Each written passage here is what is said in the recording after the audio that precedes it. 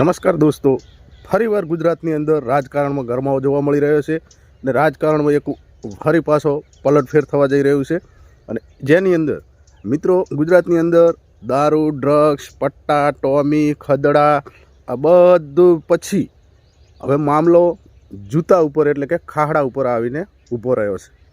ગઈકાલે મિત્રો રાત્રિના સમય દરમિયાન જામનગરની અંદર ગોપાલ ઇટાલિયા જે આમ આદમી પાર્ટીના મજબૂત નેતા અને વિસાવદરના ધારાસભ્ય જ્યારે સભાને સંબોધિત કરી રહ્યા હતા અને કહી રહ્યા હતા કે ગોપાલ ઇટાલિયાને માફ ના કરશો ને એવું બધું કંઈક ભાષણ કરી રહ્યા હતા. ને એવાની અંદર એક અજાણ્યા વ્યક્તિએ ઝડપથી આવી પૂર ઝડપે આવી અને પોતાનું ખાહડું એટલે કે બૂટ હોય કે ચપ્પલ હોય જે કંઈ પણ હોય એ ગોપાલ ઇટાલિયા ઉપર છૂટો ઘા કરી દેવામાં આવ્યો.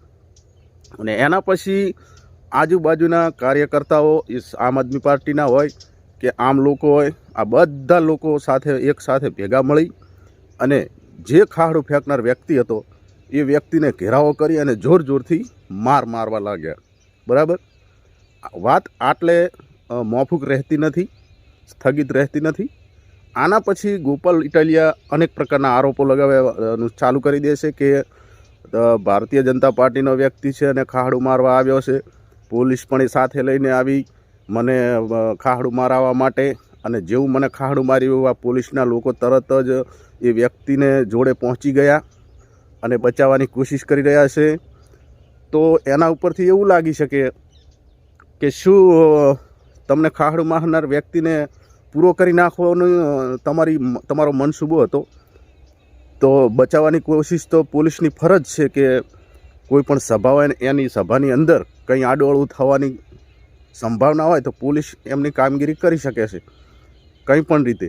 બરાબર, તો તમારાથી એમ ના કહી શકાય કે એને બચાવવા માટે પોલીસ આવ્યા છે તમે જુઓ, તો એવું તમારાથી ના કહી શકાય. હું પણ તમારું પૂરેપૂરું સમર્થન કરું છું, તમારા પ્રત્યે ઘણીવાર વિડીયોની અંદર પણ બોલું છું, પણ આવી રીતે ના હોઈ શકે. કારણ એનું તમને એક કારણ આપું કે ગોપાલભાઈ તમે જ્યારે યુથ સાથે જોડાયેલા હતા ને એ સમયે એક ઓફિસની આગળ ગૃહમંત્રી ઉપર તમે જ્યારે ખાહડું માર્યું હતું ત્યારે શું તમને લોકોએ ઘેરાવો કરીને તમને મારવામાં આવ્યો હતો? નહોતો આવ્યો. એ સમયે પણ તમને પોલીસના હવાલે કરી દેવામાં આવ્યા હતા અને એ સમયે પણ તમને પોલીસવાળાએ પ્રોટેક્શન આપી અને તમારો બચાવ કર્યો હતો. અને એના પછી તમારા ઉપર નાની મોટી કાર્યવાહી થઈ અને તમે ઘરે પણ આવી ગયા હતા. રેડી? તો તમારે પણ આવું નહોતું બોલવું જોઈતું કે પોલીસવાળા લોકો બચાવવા આવ્યા. પોલીસવાળા લોકોની ફરજ છે કે કંઈ પણ અઘટિત ઘટના ઘટે એની પહેલાં એમની સાવધાની વર્તવી એ પોલીસની ફરજ છે. અને એમને પોલીસને એવું અચાનક થઈ ગયું કે સાલું આટલું મોટું કૃત્ય થયું છે તો ચાલો આપણે અંદર ફટાફટ એ વ્યક્તિને કાબૂમાં લેવાની કોશિશ કરીએ અને વધારે મોટી ઘટના ના ઘટે એની પૂરતી કોશિશ કરીએ. બરાબર, તો તમે તો બોલતા જ રહ્યા કે બચાવવા આવ્યા, તો એને પતાવી દેવાનો કોઈ એવું કે પૂરો કરવાનું તમારાથી વિચારી ના શકાય. અને તમે વિચાર્યું કદાચ નહીં પણ હોય, પણ કદાચ તમને જૂતું અચાનક વાગ્યું એટલે તમને થોડો ગુસ્સો આવી ગયો હશે એવું પણ અમે માની શકીએ. બરાબર, તો તમે જે અગાઉ કૃત્ય કરેલું હતું એ અત્યારે તમને તમારી ઉપર જ એ કૃત્ય થયું તો એમાં કોઈ મોટી વાત નથી. બરાબર, કારણ કે તમે પોતે જાતે જ એક ભાજપના ગૃહમંત્રી ઉપર એક જૂતું ફેંક્યું હતું એટલે તમારી અંદર જે એ સમયે જે કકળાટ ઊભો થયેલો હતો, તમારા દિલો દિમાગમાં જે વિચારો, જે રજૂઆતો ચક્કર લગાવી રહી હતી અને એના સ્વરૂપે એને આધીન બની અને તમે ગૃહમંત્રી ઉપર જૂતું ફેંક્યું હતું. બરાબર, તો આ સમયે પણ એવું જ કંઈક હશે જે તમારા ઉપર જૂતું ફેંકનાર વ્યક્તિ છે એના દિલો દિમાગમાં પણ કંઈક વાત ચક્કર લગાવી રહી હશે. એના દિલો દિમાગમાં કંઈક એવા વિચારો હશે કે જેના થકી એટલી હદે વ્યક્તિ કંટાળી ગયેલો હશે કે કંઈ પણ હશે અને એના કારણથી જ તમારા ઉપર જૂતું ફેંકવામાં આવ્યું હોય. બરાબર, બાકી કોઈ પુષ્ટિ હજુ નથી થઈ કે વ્યક્તિને કોઈએ મોકલવામાં આવ્યો છે, કોઈ પાર્ટીનો વ્યક્તિ છે કે એવું કંઈ પણ છે નહીં. એ આમ જનતા જ હતી. પરંતુ તમે જે કાર્યો કરી રહ્યા છો એને હું સરાહના કરું છું, સમર્થન આપું છું. તમે યુવાઓને જગાડવાની કોશિશ કરી રહ્યા છો, ગુજરાતની અંદર જાગૃતતા લાવવાની કોશિશ કરી રહ્યા છો, એના માટે પણ તમને ધન્યવાદ છે એવું નથી. પરંતુ જે આપણે કરેલું છે એવું આપણા ઉપર થાય તો એને સ્વીકારવાની હિંમત પણ તમારે રાખવી જોઈએ.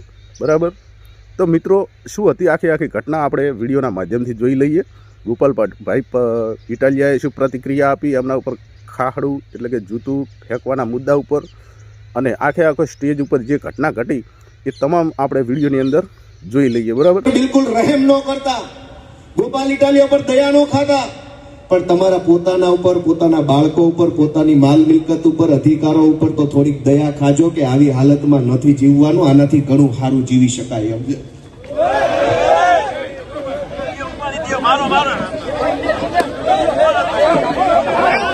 આ પોલીસ વાળા અગાઉથી બચાવવા આવી ગયા, તેને ખબર હતી આ મારવાનો, એ પ્લાનિંગ થી આવેલા. પછી જો આ બચાવવા તરત આવી ગયા, મોટા લફંગાઓને બચાવવા તરત આવી ગયા બધા પોલીસ વાળા. આને બચાવવા માટે જ આવ્યા હતા આ બધા, એને પહેલેથી ખબર હતી. આ બધા એટલે પહેલા આવીને ગોઠવાઈ ગયા હતા. અસલમભાઈ, જૈનમબેન,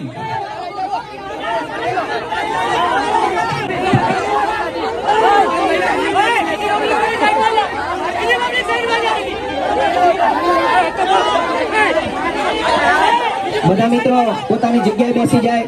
બધા મિત્રો પોતાની બેસી જાય. દરેક મિત્રોને નમ્ર વિનંતી છે પોતાની જગ્યાએ બેસી જાય.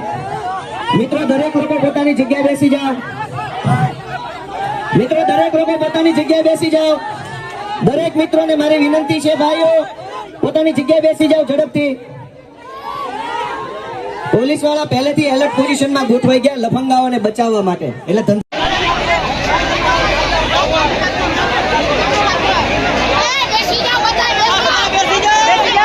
અસલમભાઈ, હું તમામ આપણા કાર્યકરોને વિનંતી કરું છું, તમામ કાર્યકરો પોતાની જગ્યાએ બેસી જાય. તમામ કાર્યકરો, અસલમભાઈ સ્ટેજ ઉપર આવો. જૈનમબેન, અસલમભાઈ, જૈનમબેન,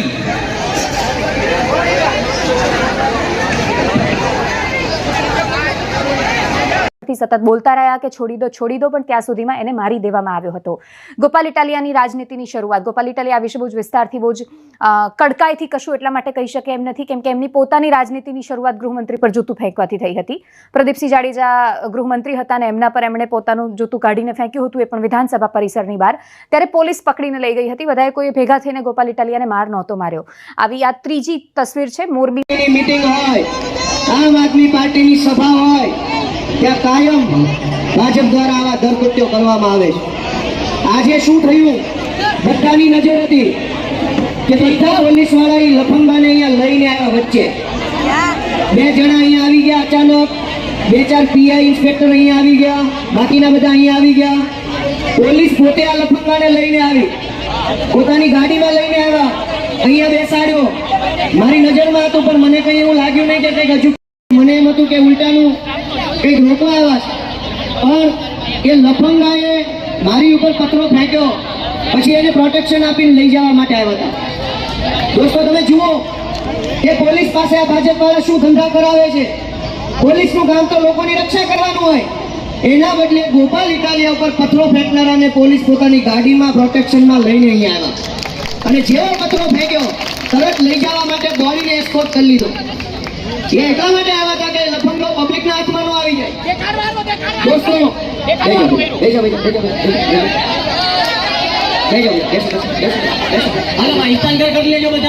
બધા બેસી જાઓ.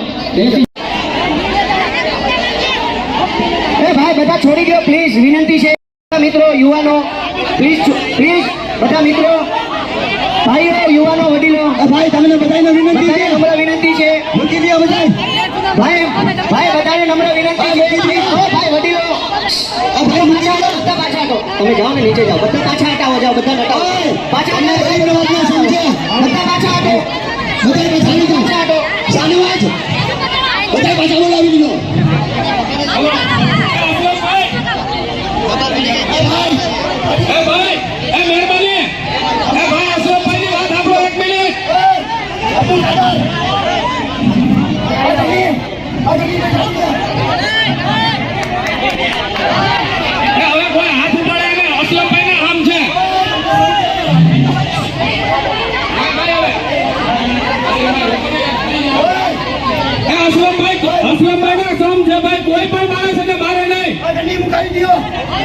હવે વિડીયોની અંદર આપણે જે વાત કરી એ પ્રમાણે તમામે તમામ ઘટનાની પ્રતિક્રિયા આપણને જોવા મળી. તમામ શું થયું હતું, કઈ રીતે જૂતું મારવામાં આવ્યું અને કઈ રીતે એ વ્યક્તિને મારવામાં આવ્યો.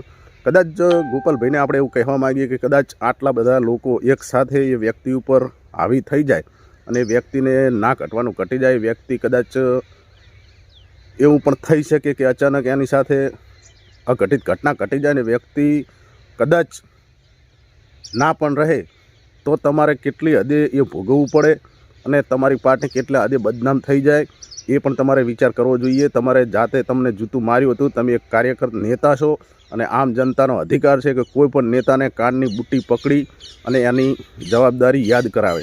બરાબર, આ તમારા પૂરતું જ નથી. કોઈ પણ પાર્ટીનો કોઈ પણ નેતા હોય એના વિશે કોઈ પણ વ્યક્તિ અચાનક આવું કરે તો એ શા માટે કર્યું હોય અને માટે પૂરતી તમારે માહિતી લેવી જોઈએ. બાકી અચાનક કોઈ વ્યક્તિ ઉપર આવી રીતે હાવી થઈ જવાય નહીં. બરાબર, અમારું તો એટલું જ કહેવું છે. બાકી તમારું કાર્ય તમે જે કરી રહ્યા છો અને અમારું સમર્થન છે. એવું નથી કે તમને સમર્થન નથી આપતા, તમારે માટે લડી રહ્યા છીએ, આ પાર્ટી માટે પણ લડી રહ્યા છીએ. અને જે પાર્ટી સચ્ચાઈ સાથે ચાલવાની કોશિશ કરશે, પાર્ટી ચાહે કોઈ પણ હોય, એની સાથે આમ જનતા હંમેશની માટે ખડે પગે ઊભી રહી છે અને રહેશે.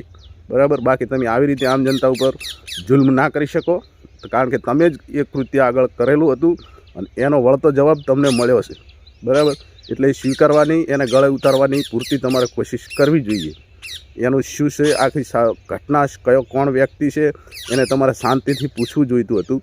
બાકી આવી રીતે એને ઢોરમાર મારવાની કોઈની ફરજમાં આવતું નથી. અથવા તો તમારે એને શાંતિથી તમારે જાતે જઈ અને પોલીસના હવાલે કરી દેવાની જરૂર હતી. બરાબર, વધારે આપણે કંઈ કહેવું નથી. નકર અમુક લોકો એવું કોમેન્ટો કરશે કે આમ આદમી પાર્ટી વિરુદ્ધ બોલી રહ્યો છે.